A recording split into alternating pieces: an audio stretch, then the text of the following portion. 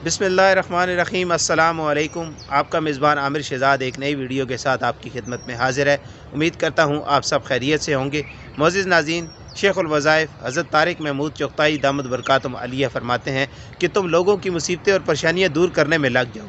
अल्लाह ताला तुम्हारी मुसीबतें और परेशानियाँ दूर कर देंगे और तुम खुशहाल हो जाओगे, क्योंकि अल्लाह ताला अपने बंदों से बहुत ज़्यादा मोहब्बत करते हैं। मोअज़्ज़िज़ नाज़रीन, आज जो मैं आपके लिए वजीफ़ा लेकर आया हूँ वो अबकरी रूहानी जंतरी 2019 सफ़ा नंबर 274 पर मौजूद है। आप वहाँ से भी जाकर देख सकते हैं। अगर आप अपने मसले हल और मुसीबतें दूर करना चाहते हैं तो बाद नमाज इशा 2 रकात मज़ नफल बराए दफ़ा मुसीबत पढ़ें।